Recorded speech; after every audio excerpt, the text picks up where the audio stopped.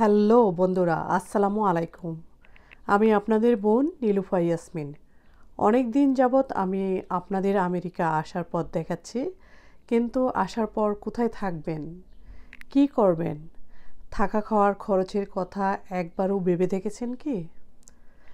এখনও যদি এইসব বিষয়ে ভেবে না থাকেন, তাহলে আজকের ভিডিওটি মনোযোগ সহকারে দেখুন।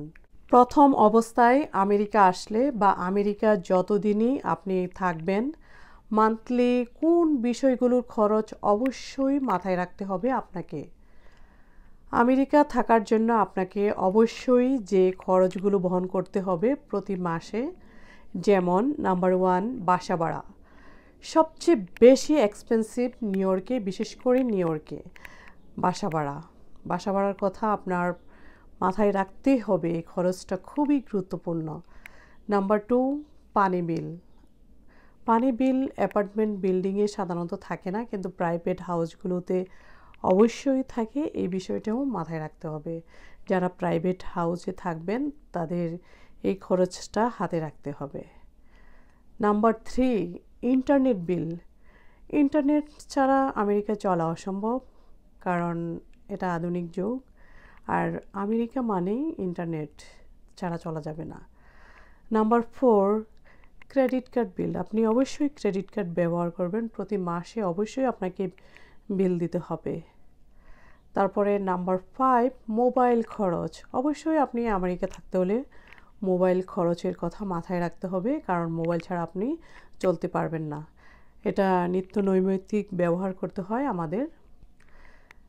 নাম্বার 6, গাড়ির ইন্স্যুরেন্স। যাদের গাড়ি থাকে, ইন্স্যুরেন্সের কথা অবশ্যই মাথায় রাখতে হবে। এটিও বিশাল একটা অ্যামাউন্ট, গাড়ির ইন্স্যুরেন্স পে করা। Number 7, grocery.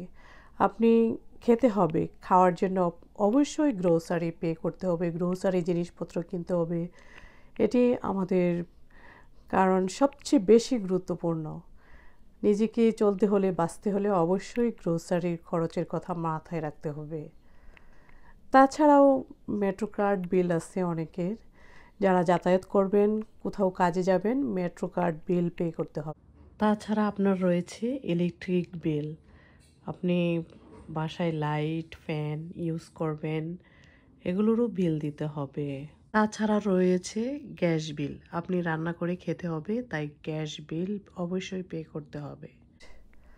তাছাড়াও যে খরচগুলো থাকবে, আপনি থাকতে থাকতে সব জেনে যাবেন, সেটি হলো মেডিকেড বিল। যাদের বেশি ইনকাম তাদেরকে পে করতে হবে। তারপর মেডিকেশন মানে আপনার ওষুধও কিনে আনতে হবে।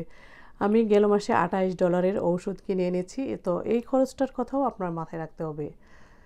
যারা আমেরিকা আসবেন, এই খরচগুলোর কথা বিবেচনা করেই আমেরিকা আসতে হবে এবং আমেরিকা থাকতে হবে। আমেরিকা যেমন অনেক ডলার ইনকাম করা যায়, তেমনও অনেক ব্যয়বহুল, অনেক এক্সপেন্সিভ লাইফস্টাইল। তো আশা করি যারা আমেরিকা আসবেন তারা এই খরচগুলোর কথা মাথায় রাখবেন। আর সবার জন্য শুভকামনা রইল, সবাই যাতে আমেরিকা আসতে পারেন, সেটাই আমি চাই। আজ এই পর্যন্তই, দেখা হবে নতুন ভিডিওতে। ভিডিওটি সবাই শেয়ার করবেন। আমি আরও আপনাদের ছোট ছোট সুন্দরভাবে ইনফরমেশনগুলো দেব যারা আমেরিকা আসবেন, যাতে কোনো অবস্থাতে আপনারা কোনো বিষয়ে সমস্যা না হয়। আজ এই পর্যন্তই, আল্লাহ হাফেজ।